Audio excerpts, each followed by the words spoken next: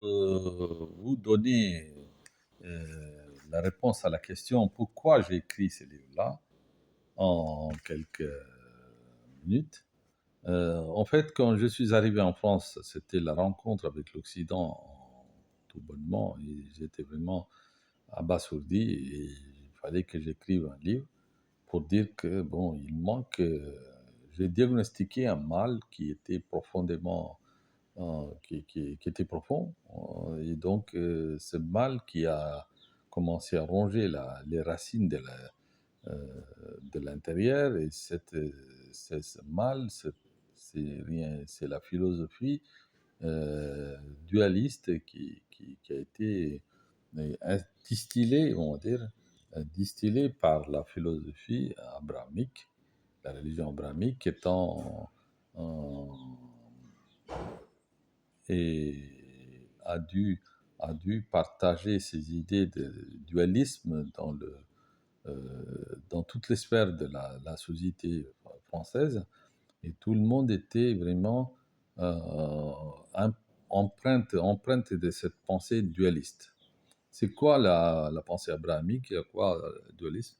C'est c'est la manque d'empathie vers les autres humains. Vers les autres humains, tout simplement, parce qu'on ne se sent pas en connexion avec les autres.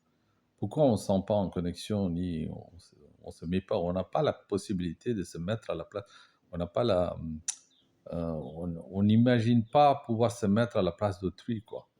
C'est une sorte de, on n'arrive pas à se mettre à la place d'autrui. Pourquoi? Parce qu'on est tellement ancré avec son propre moi-je, et on n'arrive pas à dépasser cette prison dorée et pour comprendre l'autre, en fait, dans depuis, ses, depuis comment dirais-je, on va dire, sa perspective, son point de vue, sa manière de voir le monde à travers son regard à lui, à travers ses optiques, sa vision, euh, tout ça. Donc, pourquoi l'Indien ne manque pas cette chose-là, alors qu'en Europe, on constate ça énormément? Pourquoi ces sourires aux lèvres est disparu en Europe, alors qu'en Inde, si vous demandez, parler avec n'importe qui, il vous parle, il y a un accès assez facile avec les gens. Pourquoi cette relation humaine est beaucoup plus riche en Inde qu'en Europe? Parce que il y a une proximité avec les gens, tout ça, c'est beaucoup plus... voilà, donc... et ça manque en France. Les gens sont devenus froids, distants, parce que ils pensent que les autres sont différents. Ça s'appelle dualisme, c'est-à-dire moi et les autres, et nous et les autres. Moi et les autres, ça c'est sur le plan individuel. Nous et les autres, c'est sur le plan social.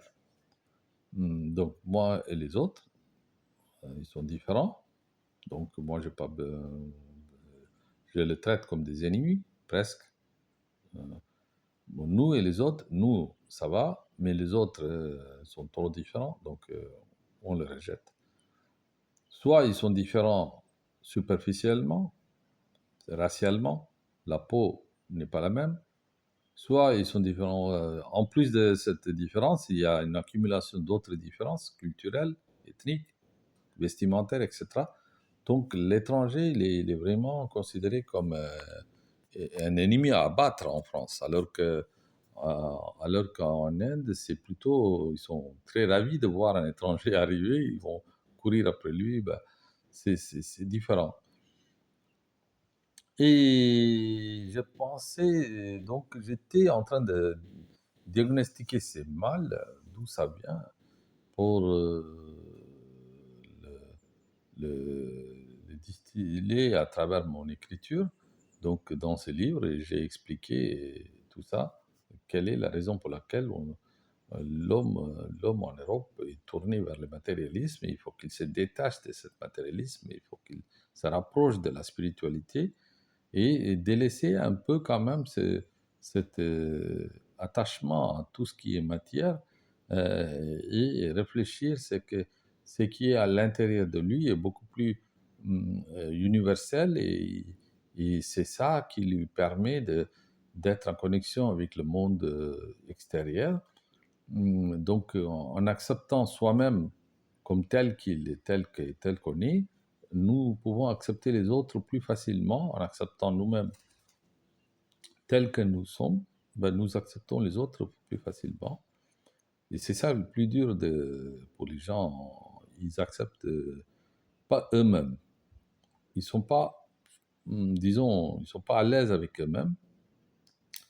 Ils ne peuvent plus passer beaucoup de temps avec eux-mêmes parce que dès qu'ils sont seuls, il faut qu'ils cherchent à combler ces vides avec des envies de manger, d'aller sortir, de voir d'autres pays, d'autres coins, d'autres personnes, d'autres terres, d'autres paysages, d'autres ceci, d'autres cela. Et ça, c'est une course en avant. Et on n'a jamais fini d'épuiser cette course en avant parce qu'on est tellement en train de chercher à combler ces vides qui nous rongent. Donc, on est obligé de répondre à cet harcèlement qu'on a créé nous-mêmes, à l'intérieur de nous-mêmes. Et on cherche à combler ces vides par des satisfactions impermanentes, provisoires, transitoires, éphémères, des satisfactions qui ne durent qu'un temps. Et on court après tous ces mirages en croyant que nous allons avoir une satisfaction profonde en achetant ceci au supermarché ou en allant en voyage dans un endroit idyllique, etc., etc. L'idéal, on le cherche partout, dans tout ce qu'on trouve à l'extérieur, chez le voisin, on va dire. Chez le voisin. Parce qu'on ne sait pas, ça se trouve à l'intérieur de nous-mêmes. On n'a pas besoin d'aller chercher ailleurs. Tout est à l'intérieur de nous. Bon, pourquoi aller chercher ailleurs?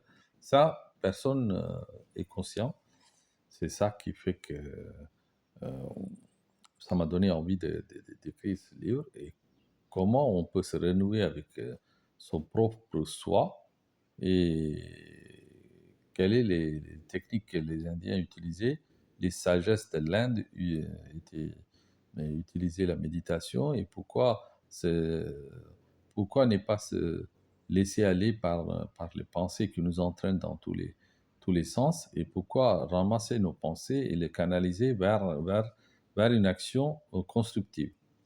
Comment fait-on pour vivre une vie de richesse? Pourquoi pas richesse? Ce n'est pas considéré comme quelque chose de mauvais. En hindouisme, c'est Aram Porul Inbam en Tirukural.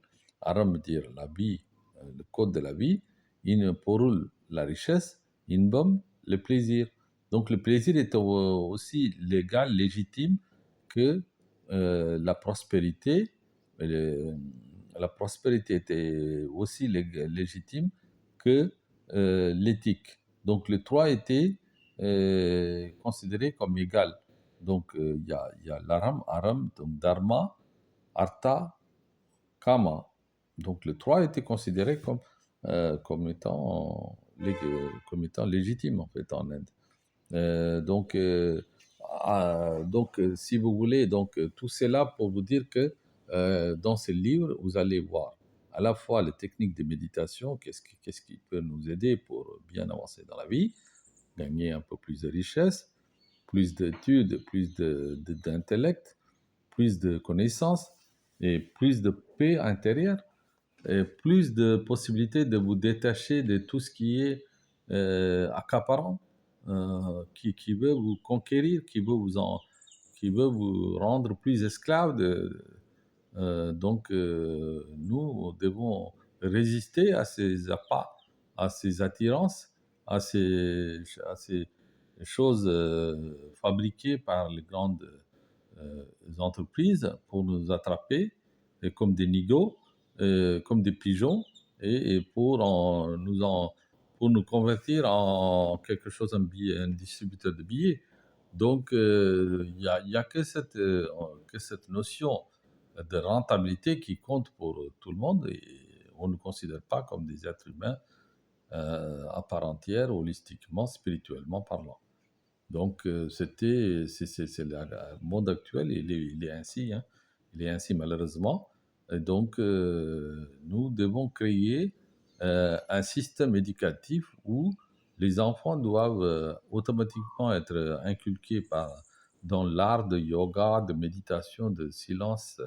Au moins une fois par semaine, il faut qu'on passe une journée sans parler, et ainsi de suite. Et toutes ces techniques-là, c'est pour affiner notre caractère et nous donner les meilleurs outils pour jouir de la vie, en fait. C'est pas pour fuir de la vie, mais de jouir, de pouvoir jouir de la vie. Faut pas fuir de. C'est pas la fuite en avant qui est conseillée, mais c'est plutôt la technique pour utiliser ces techniques afin de profiter de notre vie qui nous est donnée uniquement cette fois-ci, parce qu'on n'est pas sûr de pouvoir revivre la même vie plusieurs fois. Ça arrive une fois et c'est fini.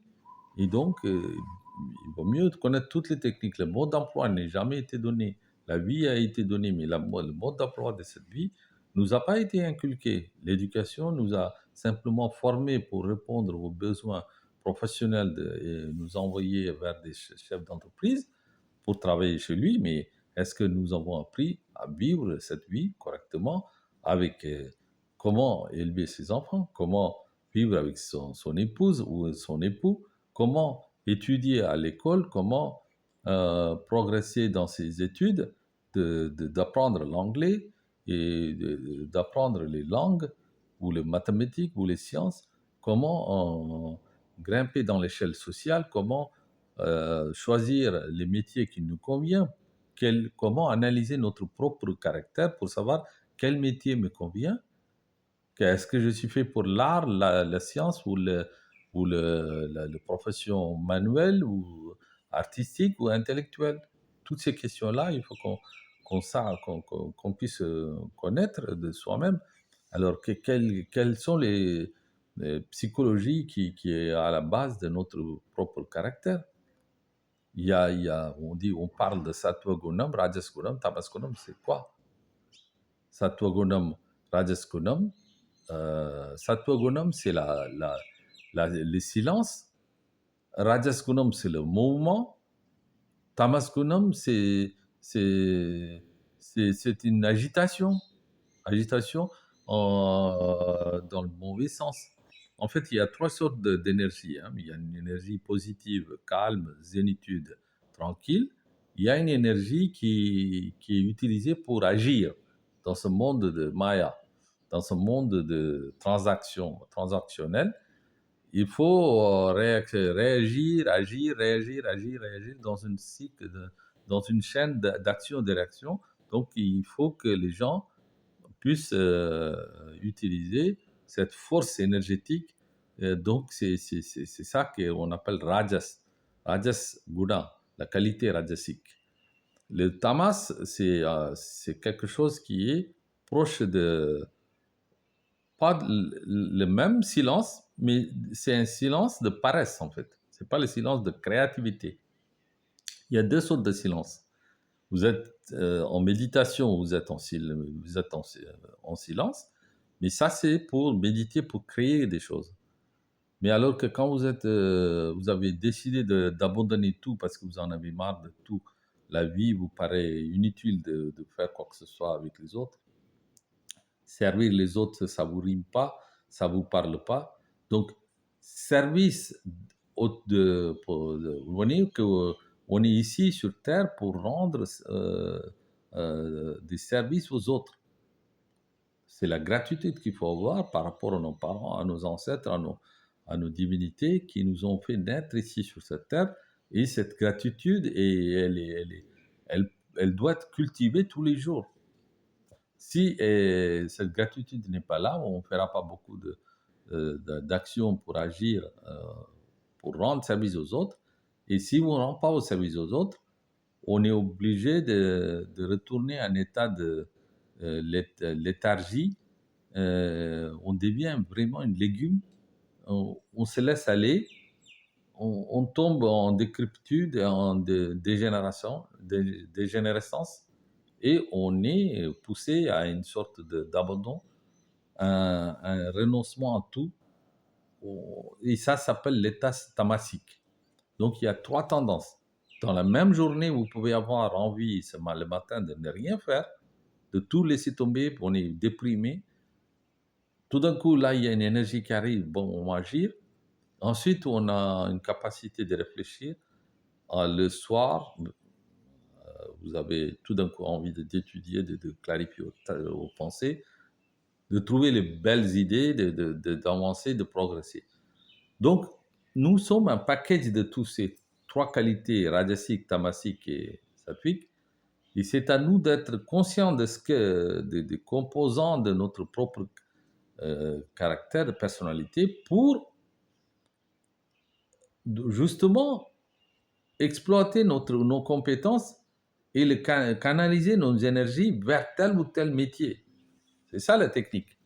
Il faut savoir qui on est pour pouvoir utiliser nos qualités, nos défauts. D'abord, on fait un état de nos qualités et de nos défauts. Et par rapport à nos qualités, on met une sorte de tableau avec des recettes et des dépenses. Vous mettez qualité, défaut. Et bien, tout ce qui est recette, c'est qualité. Tout ce qui est dépense, c'est des défauts. Défauts, on ne va pas se concentrer dessus. Là, on prend toutes les qualités qu'on a. Et là, comment savoir, comment comment faire pour bien euh, exploiter ces qualités pour avancer dans la vie. C'est ça les techniques qui est donnée dans les grands sacrés, dans les livres sacrés de l'Inde. Et nous, on utilise tout ça en Inde. Et donc, moi, c'est un livre qui, qui,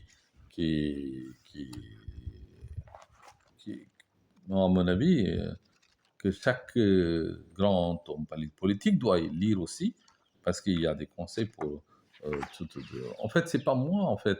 C'est un héritage de notre philosophie indienne que je retranscris avec ma façon de faire, mais tout en ayant cette